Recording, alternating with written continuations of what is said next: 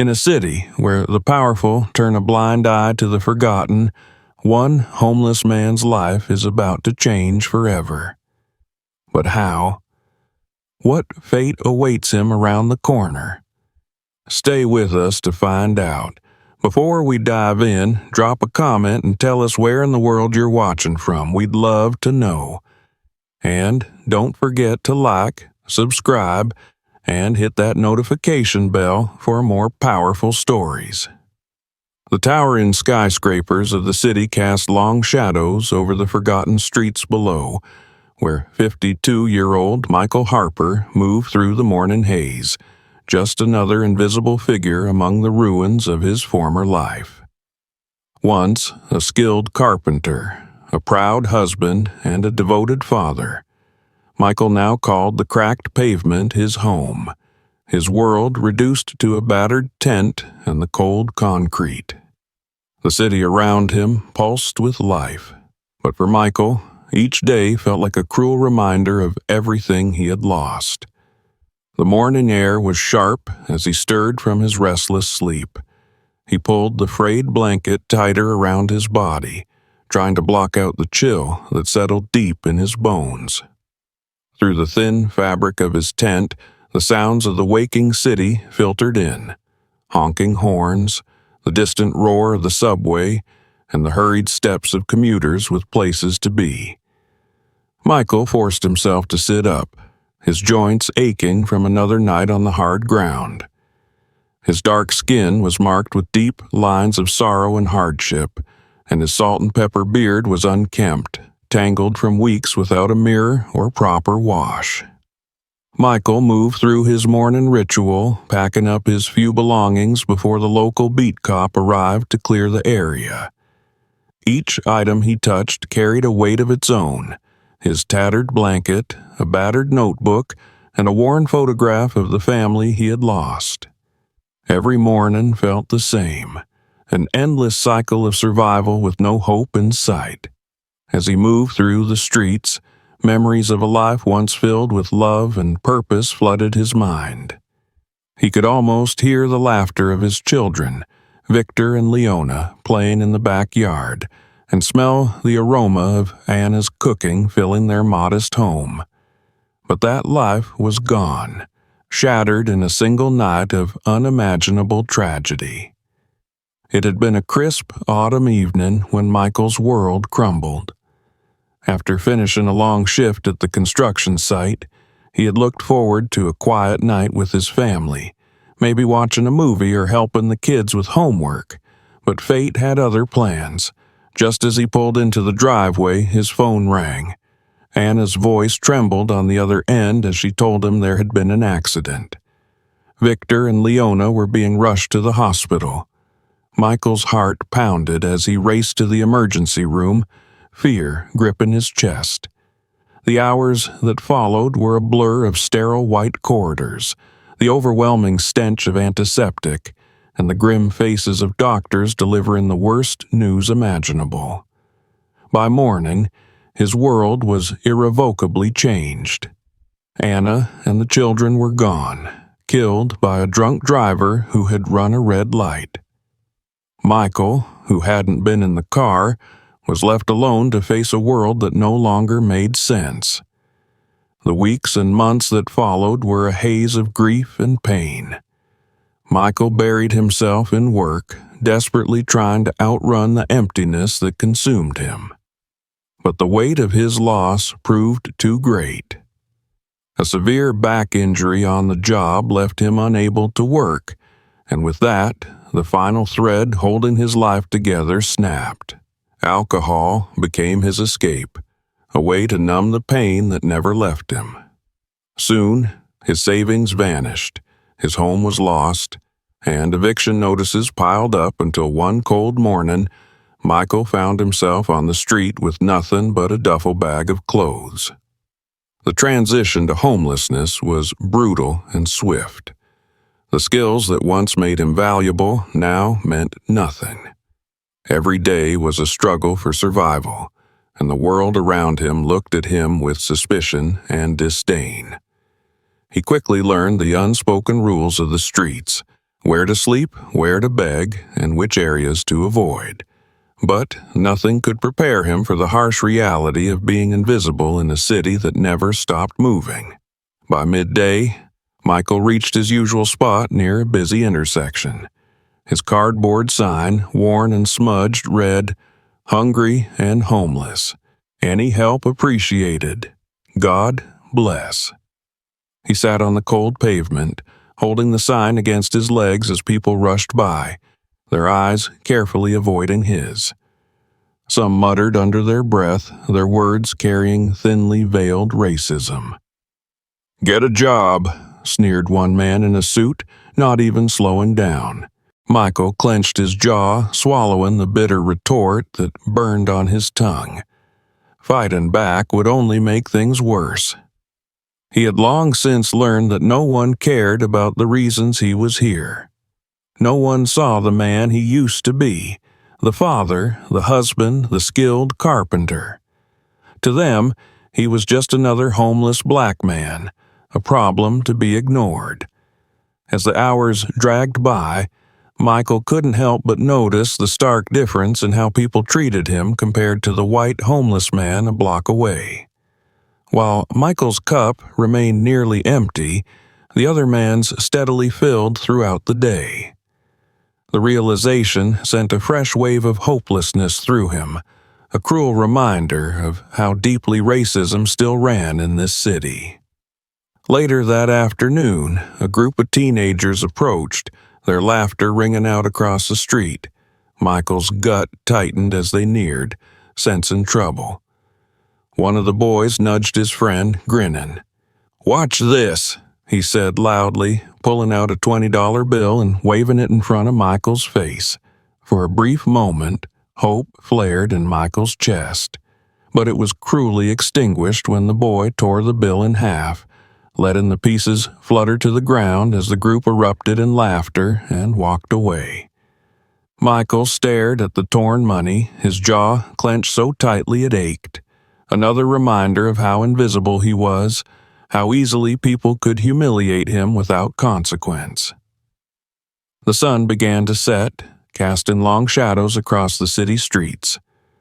Michael gathered his meager earnings, barely enough for a meal, and made his way back to the tent that served as his only refuge.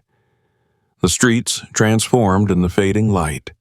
The daytime crowd replaced by other homeless individuals, sex workers, and those who thrived in the shadows. Michael sat outside his tent, watching as the city changed, feeling the heavy blanket of despair settle over him. He reached into his pocket and pulled out the battered notebook. Inside, a faded photograph of Anna, Victor, and Leona smiled back at him, a frozen memory of a life that felt like it belonged to someone else. His fingers traced the edges of the photo as he whispered, "I'm sorry." His voice cracked under the weight of his grief. "I'm sorry I couldn't save you. I'm sorry I became this." A single tear slipped down his cheek, landing on the photograph. As night deepened, Michael curled up in his sleeping bag, the sounds of the city fading into the background. But no amount of noise could drown out the relentless drumbeat of his thoughts. He closed his eyes, exhaustion pulling him into a restless sleep filled with dreams of the life he had lost and a future he could no longer imagine. Little did Michael know that the dawn would bring more than just another day of survival. It would bring an encounter that would change everything, setting him on a path he never thought possible, a path toward redemption, hope, and a second chance. But for now, he slept, unaware that fate was already moving.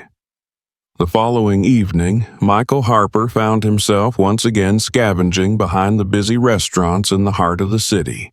The air was thick with the aroma of grilled meats and spices, an almost unbearable reminder of the meals he used to share with his family. His stomach growled loudly, a painful echo of his hunger as he sifted through the dumpster, searching for anything that could be salvaged. His fingers closed around a half-eaten burger, still wrapped in its paper. It was cold and unappetizing, but to Michael, it was a small victory. As he prepared to take a bite, a faint sound caught his attention, a soft rustling coming from the alley nearby. Michael froze, his senses immediately on high alert. Life on the streets had taught him that unexpected noises could mean trouble. Another homeless person, a drug addict, or something worse. Caution warred with curiosity until the latter won. Michael crept toward the source of the sound, peering into the dimly lit alley. At first, he saw nothing but scattered trash and empty boxes. Then, he noticed a slight movement in the shadows near a rusted garbage can. Squinting, he made out the shape of an animal, a dog, thin and trembling, partially hidden behind the metal bin. Michael's breath caught in his throat. The animal was in terrible condition, its ribs clearly visible through its matted, filthy fur. One of its legs was held at an awkward angle, likely from an old injury that had never healed. But it was the eyes that struck Michael most, big, dark, and filled with a mix of fear and desperation. Eyes that mirrored his own. For a moment, Michael hesitated. A dog this desperate could be dangerous. But the longer he stood there, the clearer it became that the animal was no threat. It didn't growl or bare its teeth. Instead, it cowered, trying to make itself as small as possible. Michael took a cautious step forward, then another. "Hey there," he called softly, his voice rough from disuse. The dog's ears twitched at the sound, but it didn't move. Slowly, Michael knelt, breaking off a piece of the burger he'd just found. He held it out, his hand trembling slightly. "It's okay. I'm not gonna hurt you. You hungry, boy?" The dog's nose twitched, catching the scent of food. Painfully slow, it inched forward, its body low to the ground. Michael stayed perfectly still, his arm extended, offering the food like a fragile peace treaty.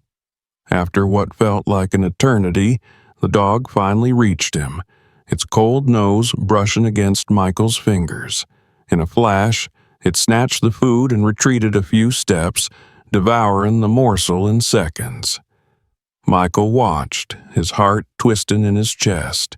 He broke off another piece of the burger and held it out again. This time the dog didn't hesitate as long. It crept forward and took the food gently from his hand. Encouraged, Michael slowly reached out, placing his hand on the dog's bone head. The animal flinched but didn't pull away. Instead, it leaned into the touch, as starved for affection as it was for food. "You're all alone too, huh?" Michael murmured, his voice softening. "Guess that makes two of us." He scratched behind the dog's ears, feeling the roughness of its fur beneath his fingers. The two of them sat there in the alley for a long time, sharing what little food Michael had. For the first time in years, Michael found himself talking, his words spilling out in a quiet stream. He told the dog about Anna, about Victor and Leona, about the life he had lost, the dreams that had crumbled. The dog listened silently, occasionally thumping its tail or pressing its head into Michael's side. When the food was gone, Michael faced a dilemma. He couldn't just leave the dog here, not in this condition. But what did he have to offer? He could barely take care of himself. Taking on the responsibility of another life seemed foolish, maybe even cruel. Yet, when he stood to leave, the dog struggled to its feet and limped after him, pausing a few feet away, looking up at Michael with those soulful eyes. It was as if the animal was asking for permission to follow. Michael sighed, a mix of resignation and something he hadn't felt in a long time, a faint spark of purpose. "All right," he muttered. "Come on then, but I can't promise you much." The dog's tail wagged weakly, and it fell into step beside Michael as they made their way through the dark city streets. As they walked, Michael found himself talking again, his voice barely above a whisper. "Guess you need a name, huh? Can't just keep calling you Dog." He glanced down at the animal, its form little more than a shadow against the night. "How about Shadow?" he mused. "That work for you?" The dog looked up at him and gave a soft whine, which Michael took as agreement.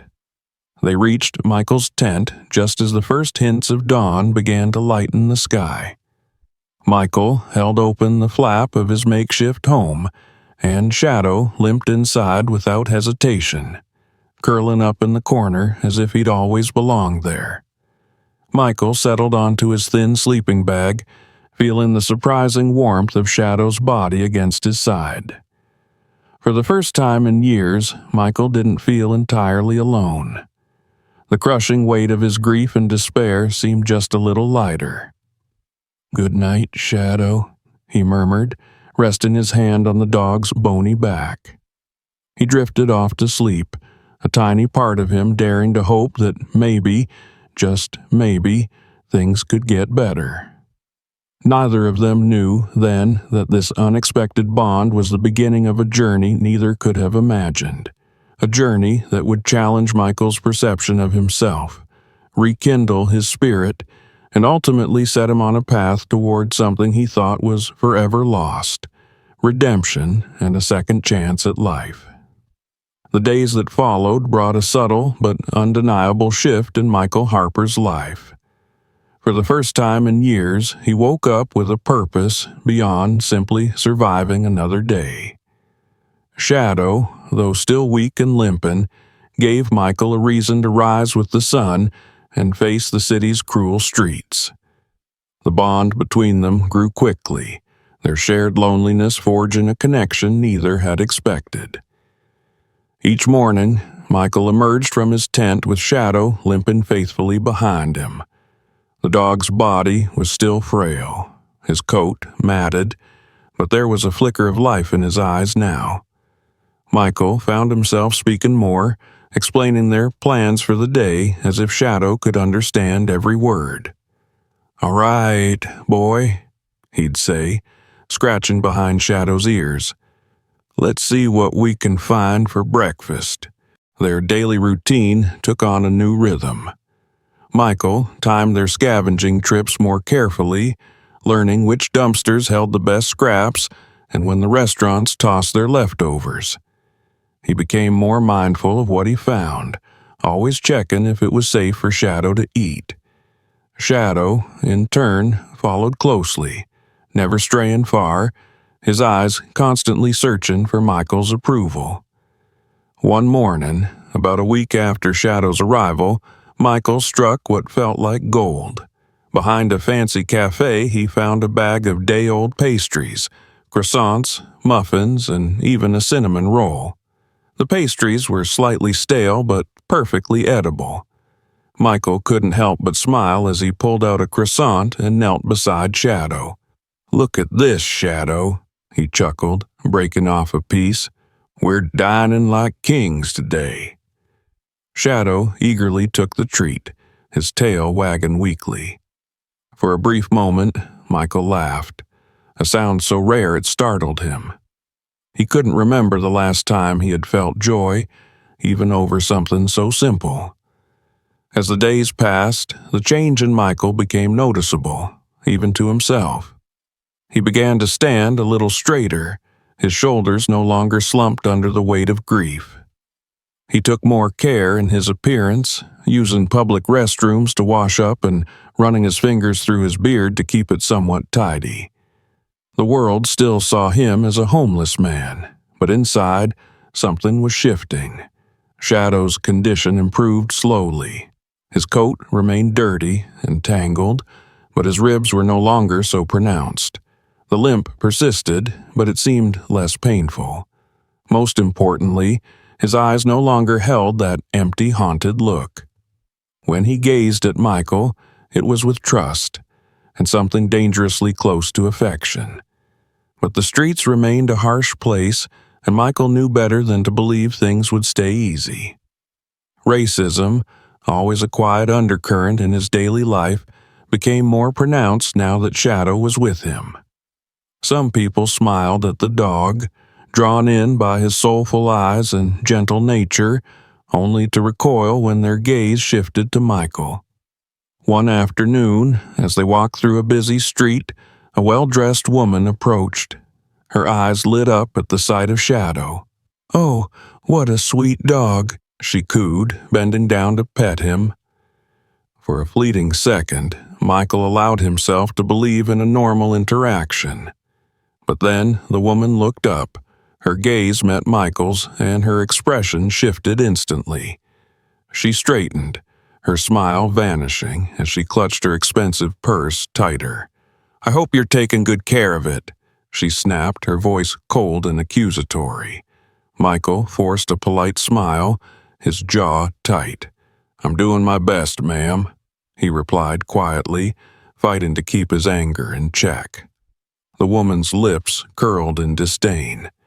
"Maybe you should think about finding him a proper home, someone who can actually care for him." Without waiting for a response, she turned and walked away, leaving Michael standing there, his fists clenched at his sides. Shadow pressed against his leg, sensing his tension. Michael took a shaky breath and rested his hand on the dog's head. "It's okay, boy," he whispered. "We've got each other. That's what matters." But the woman's words echoed in his mind long after she was gone. Maybe she was right. What kind of life could he offer Shadow? Still, when he looked down and saw those trusting eyes looking back, Michael knew he couldn't let the dog go. Shadow had no one else. Neither did he. As the weeks went by, Michael noticed a change in the city's atmosphere. There were more police patrols in the wealthier areas, and he overheard snippets of conversations about a string of recent break-ins. The tension in the air was growing, and it made Michael uneasy. One afternoon, as he and Shadow navigated through a more affluent neighborhood, Michael overheard a group of well-dressed people speaking in hushed tones. "Another break-in last night," one of them whispered. "It's getting worse. We need to increase security." Michael quickened his pace, pulling Shadow along. He knew all too well that when the rich felt threatened, it was always people like him who paid the price. They became targets, scapegoats for crimes they had nothing to do with. As they turned a corner, Michael nearly collided with a police officer. The man's hand went instantly to his weapon, his eyes narrowing as he took in Michael's appearance. "What are you doing in this neighborhood?" the officer demanded, his tone hard. Michael's heart raced, but he forced himself to stay calm. "Just passing through, sir," he answered, keeping his voice even. "Me and my dog, we don't want no trouble." The officer's eyes flicked to Shadow, who pressed protectively against Michael's leg, his ears back. For a moment, something softened in the officer's gaze, but it vanished quickly. "Make sure you keep moving," he ordered. "This isn't a good place for you to be hanging around."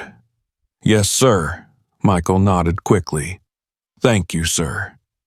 He tugged gently on Shadow's leash and hurried away, his heart pounding in his chest. That night, back at the tent, Michael held Shadow close, drawing comfort from the dog's steady presence. "We've got to be careful, boy," he murmured. "Things are changing out there, and not for the better." His words hung heavy in the air. The city was changing, and Michael could feel it in his bones.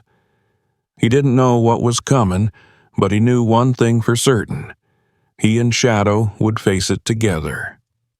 What Michael didn't know was just how prophetic his words would prove to be.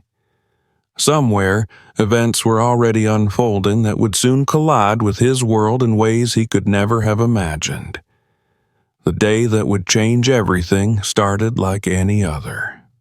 Michael Harper woke early, the first light of dawn barely visible through the worn fabric of his tent. Shadow stirred beside him, tail thumping softly against the ground in greeting. Despite the weight of his recent worries, Michael couldn't help but smile at the dog's unwavering affection. "Morning, boy," he murmured, running a hand through Shadow's matted fur. "Let's see what trouble the world's got for us today." They stepped out into the crisp morning air, the city just beginning to wake. The usual symphony of traffic, distant sirens, and hurried footsteps was still muted, the streets not yet consumed by the daily rush. Michael took a moment to stretch, his joints stiff and sore from another night on the cold ground. Shadow mimicked him, extending his front legs in a long, luxurious stretch that made Michael chuckle despite himself. They set off on their usual route, checking behind restaurants and cafes for discarded food. Michael's mind drifted as they walked, still troubled by the growing tension he had sensed in the city. He kept hearing murmurs of crime, of break-ins plaguing the richer neighborhoods. The increased police presence, the wary glances from strangers, it all added up to a dangerous shift in the air. Lost in thought, Michael almost didn't notice the change in the atmosphere around him. It was Shadow who alerted him first, the dog's ears perked up, his body stiffening. Michael followed Shadow's gaze and saw it too. People on the sidewalk had stopped, turning to look at something approaching.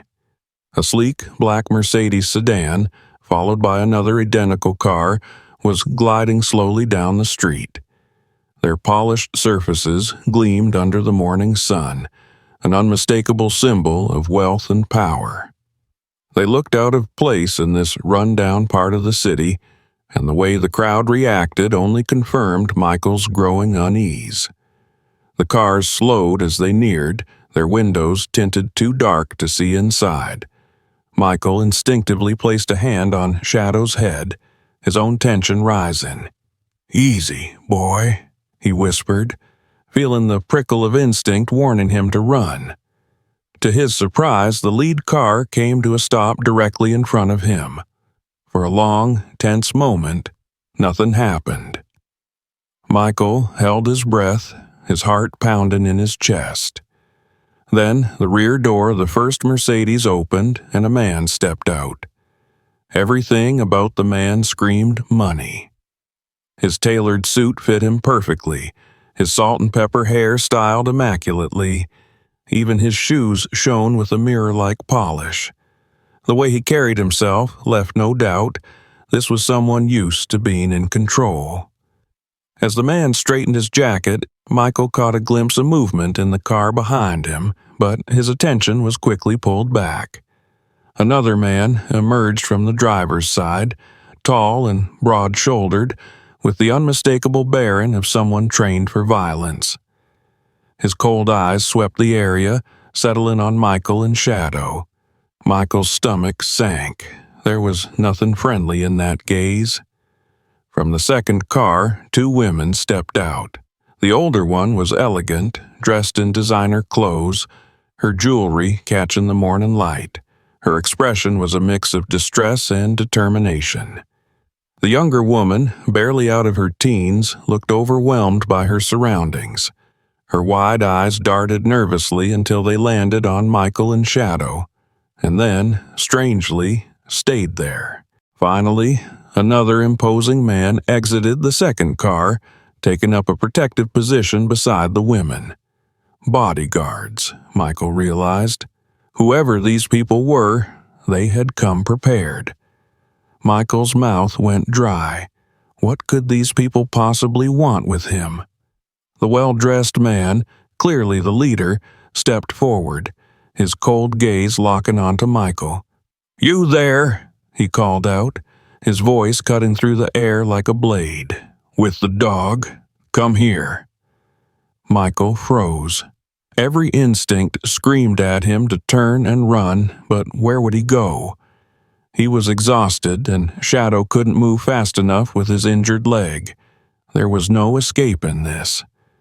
Slowly, Michael stood, placing a protective hand on Shadow's head. The dog pressed against his leg, a low growl rumbling deep in his throat. "Easy, boy," Michael murmured, though he didn't feel calm himself. They approached cautiously, every pair of eyes on the street following their slow, tense steps. As they drew closer, the rich man took an exaggerated step back, as if the mere presence of Michael might stain him.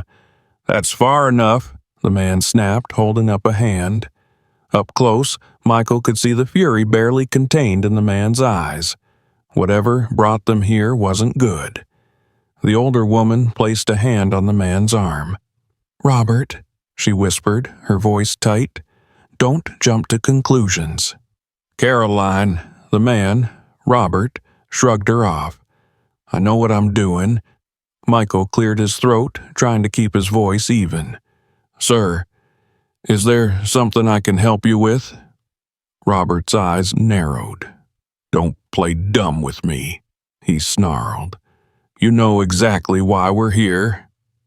Confusion swept through Michael.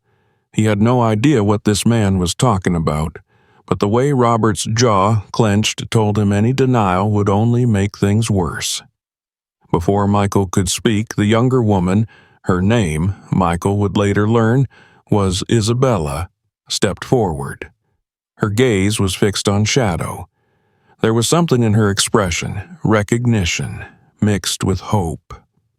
"Emily, wait," Caroline hissed, pulling her back. "Let your father handle this." Robert didn't break his stare. "Where did you get that dog?" Michael blinked. I found him a few weeks ago. He was injured, starving. I've been taking care of him." Robert laughed, a harsh, humorless sound. "Taking care of him? Look at you. You can't take care of yourself." The words stung more than Michael wanted to admit, but he stayed silent. Robert sneered. "Emily, come here. Tell me, is that Rex?" The young woman hesitated, then stepped forward slowly. Shadow's growl faded as she approached, replaced by a soft whine. His tail wagged hesitantly. Emily dropped to her knees, tears filling her eyes. "Rex," she whispered, "is that really you?" Shadow's response was immediate. He limped forward, tail wagging furiously. He let out a soft bark and nuzzled against Emily's hands. "It is him," Emily sobbed. "Dad, it's Rex." Michael felt his world tilt. Shadow, Rex, looked king at him, confusion and longing in his brown eyes. Michael's heart broke. I don't understand," Michael whispered. "I found him. He was alone." "You expect us to believe that?" Robert snapped. "That our purebred dog just wandered into an alley and you just happened to find him?" "Sir, I swear—" "Save it," Robert growled. "We were robbed last night. Jewelry, cash, and Rex. And now, here you are, pretending he's yours." Michael reeled. No, I didn't. I would never." "Emily, get Rex. We're done here." Emily looked at Michael, her face torn. But in the end, she obeyed. Gently, she took hold of Rex's collar. The dog looked back at Michael, whining, pulling slightly against Emily's grip. "Please," Michael choked out, "just let me say goodbye." Robert's face twisted in disgust. "Goodbye? You think you deserve that? Be thankful we don't have you arrested." Michael stood frozen as Emily led Rex away. The dog strained toward him until the last second, when he was finally pulled into the car. Michael stood there, hollow, as the doors slammed shut and the convoy pulled away. The street was silent as Michael slowly sank to his knees. The only thing he could hear was the sound of his own breathing and the fading echo of Rex's last whine. For the first time in years, Michael buried his face in his hands and wept.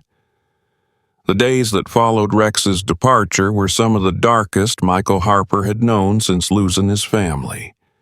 The absence of the dog's quiet companionship left a gaping hole in his heart, one that no amount of sleep or scavenging could fill. The city felt colder, harsher, as if the brief glimpse of hope Rex had given him had made the world's cruelty even more unbearable in comparison. Michael tried to return to his routine, but every alley reminded him of the night he found Shadow, Rex, and every meal, however small, felt tasteless without those expectant brown eyes watching him. Even the act to search in dumpsters felt empty. Where before he had checked for scraps Shadow could eat, now there was no reason to care. He went through the motions, but his heart wasn't in it. Word of the confrontation with the wealthy family spread fast. Michael noticed it in the way people looked at him, no longer just indifferent but hostile, suspicious. The other homeless men and women, once silently tolerant of his presence, now kept their distance.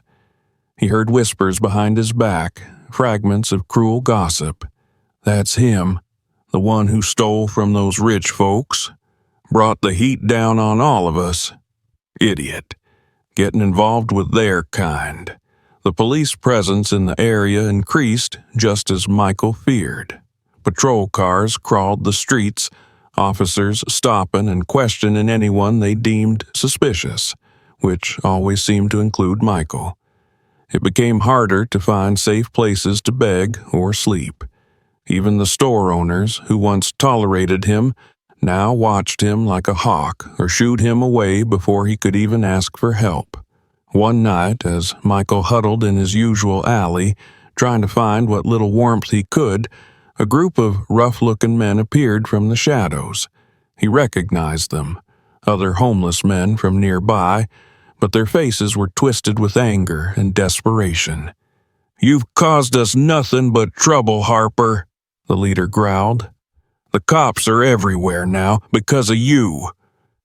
Michael tried to stand, hands raised in defense. "I didn't do anything," he said, voice hoarse. "They took him. I didn't steal." A fist crashed into his side, cutting off his words. Michael gasped, stumbling back, but they were on him. Kicking, punching, cursing him for the attention he'd brought. He curled into a ball, arms covering his head, but it did little good. When it was over, they vanished as quickly as they'd appeared, disappearing into the night. Michael lay trembling, blood dripping from his lip, his ribs aching. Worse than the pain was the realization that they'd taken what little he had left: his blanket, his small stash of food, and the battered notebook that held the last photograph of Anna, Victor, and Leona. For a long time, Michael didn't move. The photograph had been his anchor, the only piece of his family he had left. Now it was gone, stolen like everything else he'd ever loved. He pulled himself up eventually, leaning heavily against the alley wall. His body hurt, but it was the hollowness in his chest that threatened to swallow him whole. The street lights above flickered as he staggered into the darkness, nowhere to go, no one left to care. After that night, Michael became a ghost in his own city. He avoided the places he used to frequent, venturing further out, always watching his back. Food became harder to find. Sleep became rare. The days and nights blurred together, a haze of exhaustion and pain. And always, his thoughts returned to Rex. Was the dog safe? Warm? Did he miss Michael the way Michael missed him? He knew he shouldn't think about it. What was the point? But he couldn't stop. The memories haunted him. Every moment they'd shared now a cruel reminder of what he'd lost. About a week after losing Rex, on a bitterly cold night, Michael found himself huddled in the doorway of an abandoned building. He hadn't eaten in days. His hands trembled, not just from the cold, but from the growing pull of old habits. Across the street, the neon sign of a liquor store flickered weakly. Michael stared at it, his throat dry, his body aching for the burn of alcohol.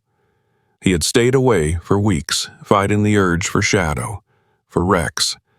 But now, with nothing left, what was the point? "I promised," he whispered to no one, his voice cracking. "I promised I'd stay clean. For him." But the promise felt empty now. Rex was gone. There was no one left to care. With shaking legs, Michael forced himself up and crossed the street. The harsh fluorescent lights inside made him squint. He shuffled to the back, where the cheapest liquor was kept, aware of the clerk's eyes following him the entire way. His fingers brushed over a bottle when a familiar voice called out, "Michael? Michael Harper?" Michael turned, startled, to see Machan, the owner of the small grocery store where Michael used to scavenge for bruised fruit. The old man approached slowly, concern etched in his features. "I heard what happened," Mr. Chen said softly, "with the dog and those people. I'm sorry, my friend." Michael's throat tightened, unable to speak. Mr. Chen gently took the bottle from Michael's hand and placed it back on the shelf. "My wife made soup, too much as always. Why don't you come eat? It's hot, much better than this." For a moment, Michael wavered. The offer of warmth, of kindness, it was almost too much. But then he remembered Rex's face as they dragged him away, and the humiliation that came after. He shook his head, his voice barely a whisper. "I can't. Thank you, but I can't." Mr. Chen sighed, but nodded, understanding. "Take care of yourself, Michael. Please." Michael paid for the bottle with what little change he had left, avoiding Mr. Chen's gaze as he left the store. He didn't stop walking until he found another alley, another shadow to disappear into. Sitting with his back against the wall, Michael stared at the bottle in his hands. "I'm sorry, boy," he whispered to the empty space beside him. "I tried. I really tried." The first swallow burned, but it numbed the pain, just like he remembered. For the first time since losing Rex, the ache in his chest dulled. He took another swig, and another. The days that followed were a blur. Michael drank more, begged less. People avoided him completely now, their eyes sliding past him as if he didn't exist. He became thinner, weaker, his body wasting away as his will to live drained from him. Every night, he dreamed of Rex, running, barking, chasing sticks in some sunlit field Michael couldn't reach. And every morning, he woke up colder, more broken. Weeks passed. Michael no longer knew how many. He stopped counting. There was only hunger, cold, and the bottle. It was in this state, drunk, disheveled, and barely clinging to life, that fate found him again. He was slumped in a doorway, eyes half closed, when a familiar voice called out, "Caroline! Emily! Over here! I found him!"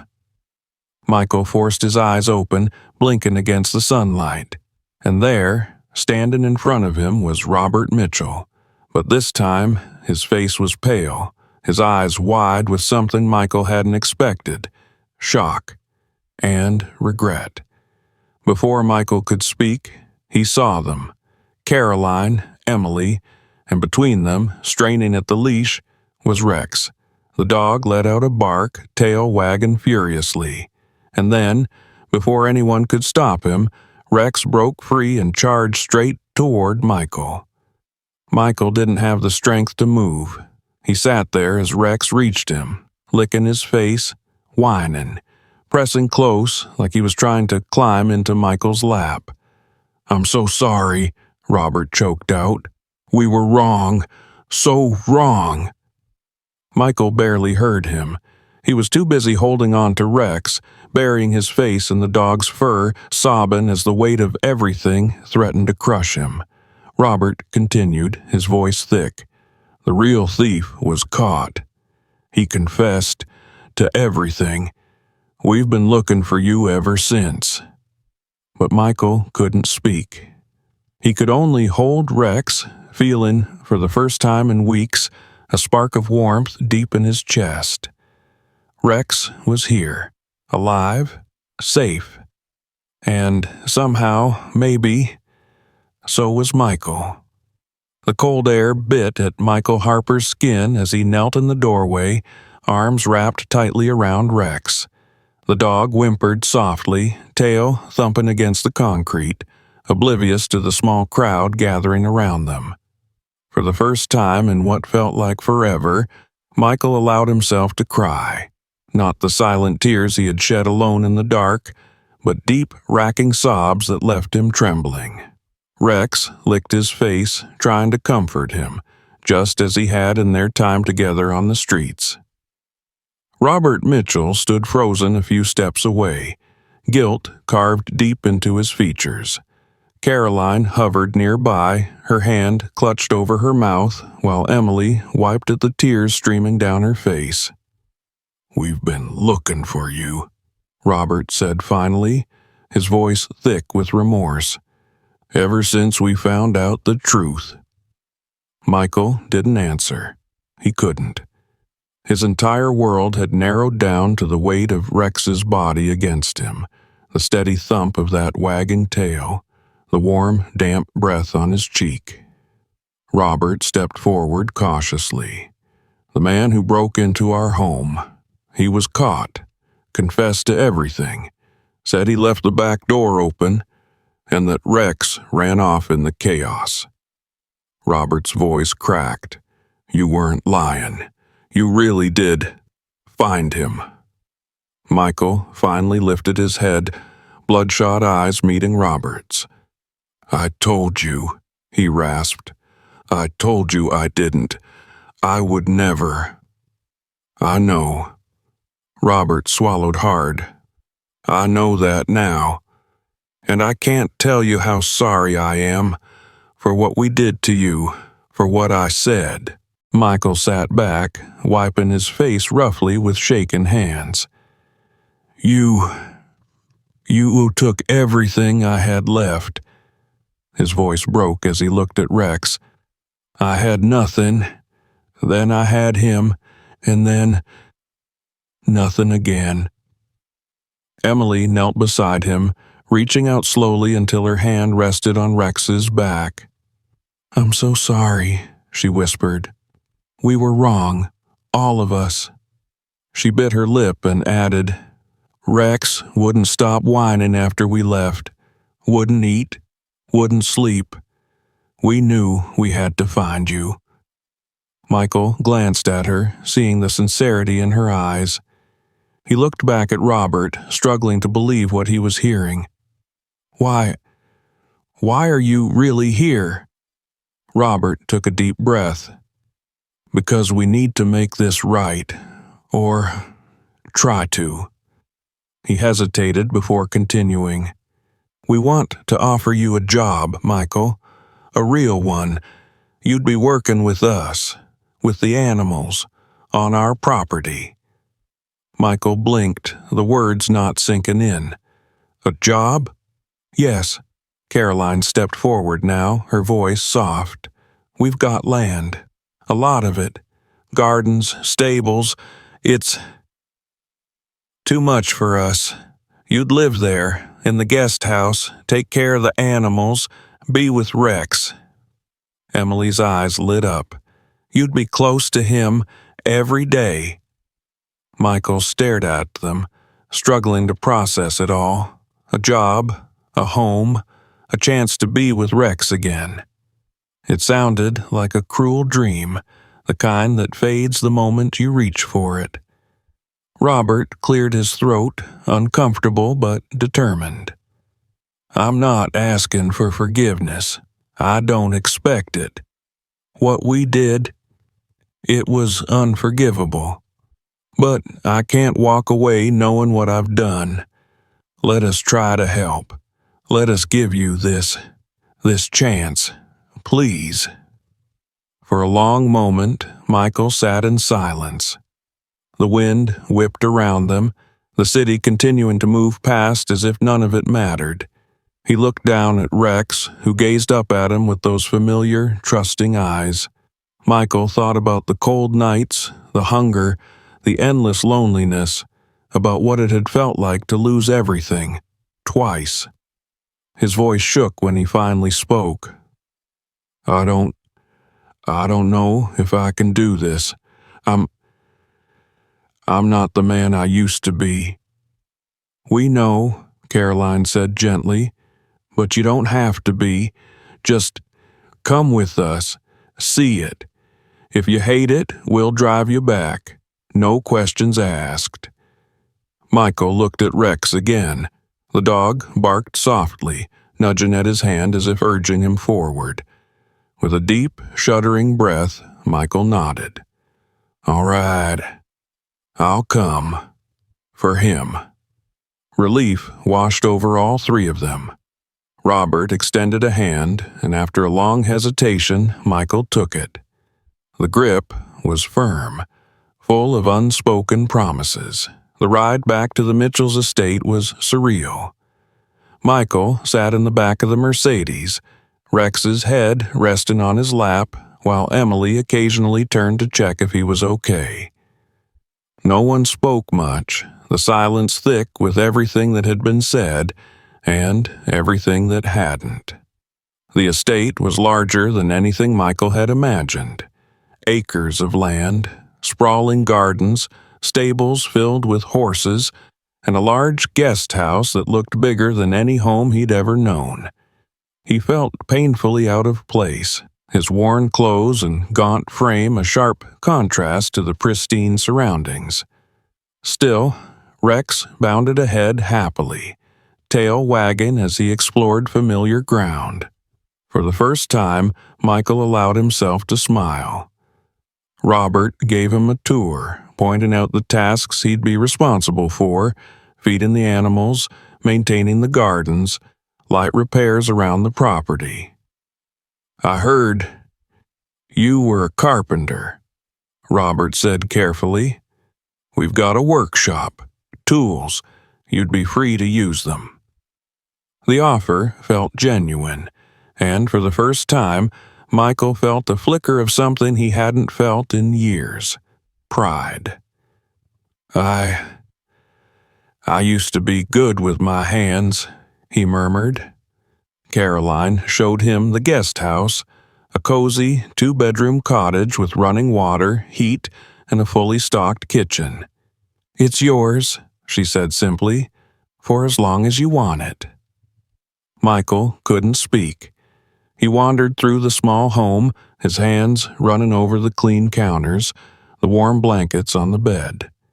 Tears blurred his vision, and he quickly wiped them away before anyone could see. The first few days were hard.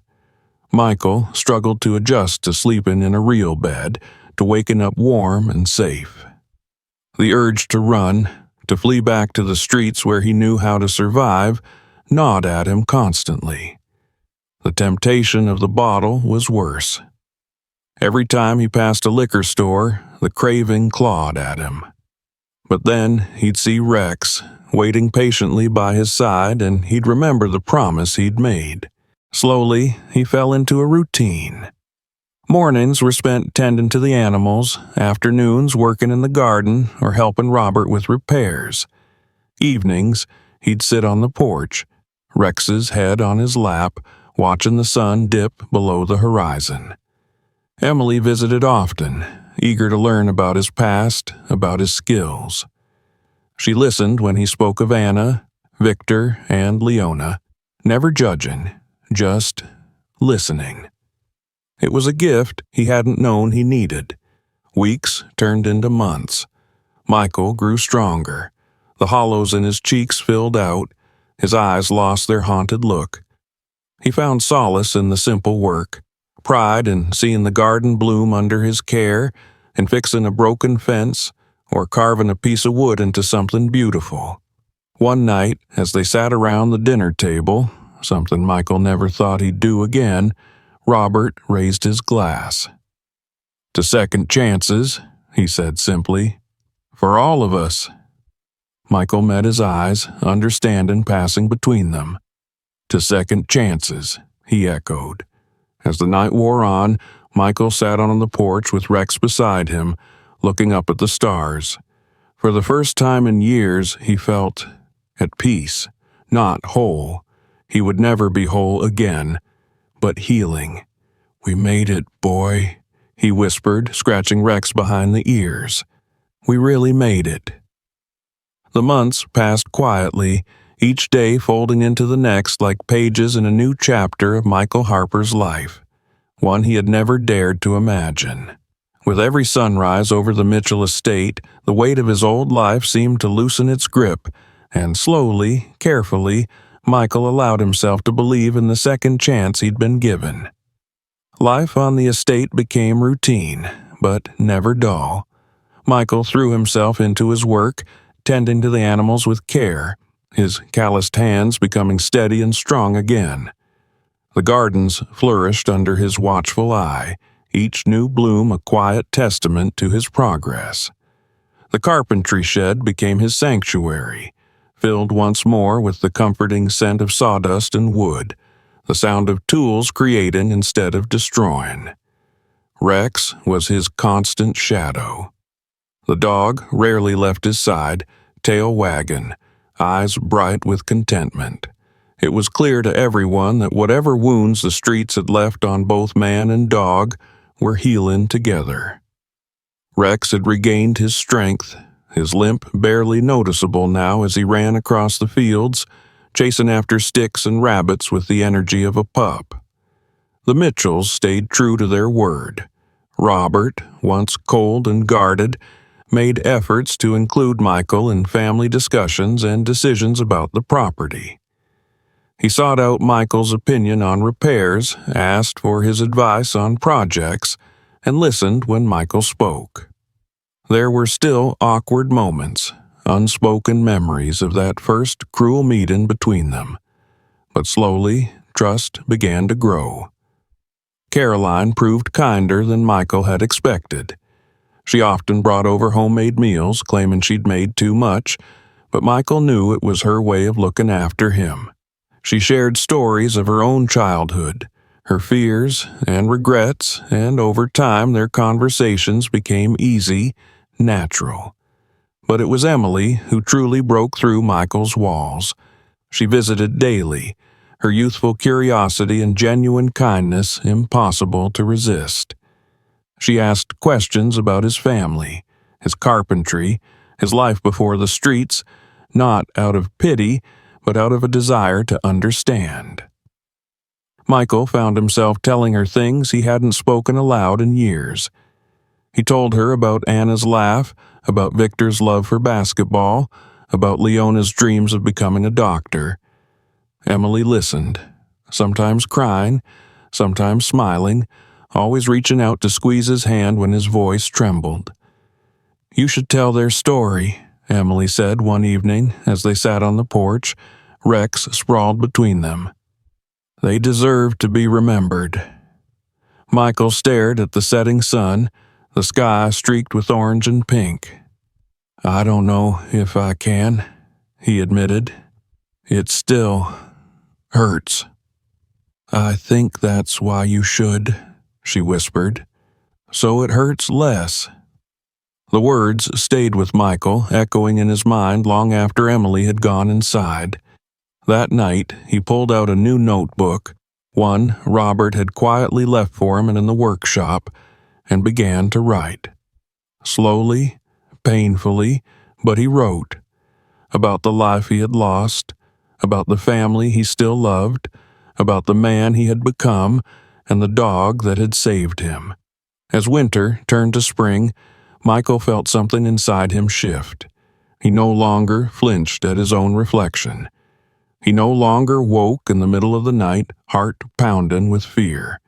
The pull of the bottle, once so strong, began to fade. Every time the craving surfaced, he looked at Rex, felt the dog's steady gaze on him, and found the strength to resist. One bright morning, Robert approached him while he was repairing a broken fence post. "Michael," he began, clearing his throat, "there's something I'd like to ask." Michael straightened, wiping his hands on his jeans. "What's that?" Robert hesitated. "Emily, she's going off to college soon. She's been talking about studying veterinary science because of Rex, because of you." He smiled faintly.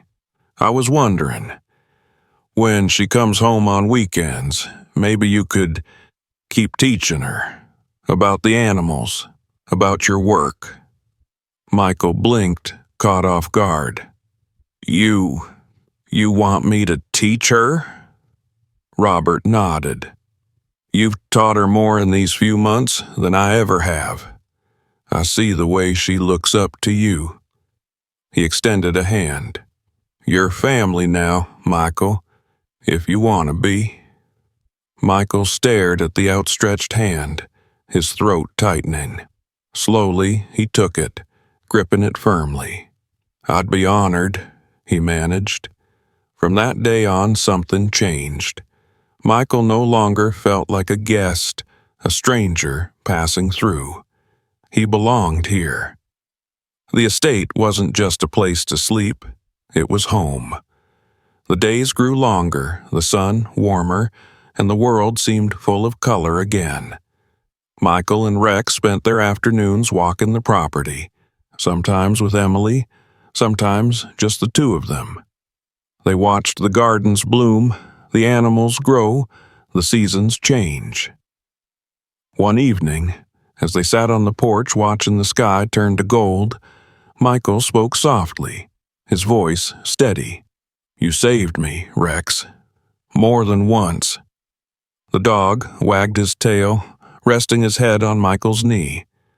"I thought I was done, that there was no coming back. But you brought me back." Inside, laughter drifted from the house. Emily, Caroline, Robert. Michael smiled, a deep, genuine smile that reached his eyes.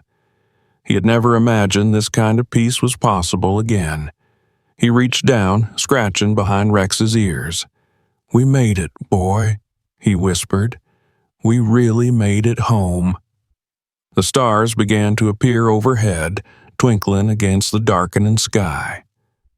Michael sat back, feeling the weight of the past lift just a little more. He wasn't the man he used to be, and he never would be. But here, in this place, surrounded by people who cared, he had found something new, a second chance, a family. And for the first time in years, Michael Harper dared to believe that maybe, just maybe, he deserved it. What would you do if life threw you into a situation like this? Could you find the strength to keep going? Tell us your thoughts in the comments, and don't forget to share where you're watching from. We love seeing viewers from all over the world. Smash that like button and subscribe for more emotional stories like this one.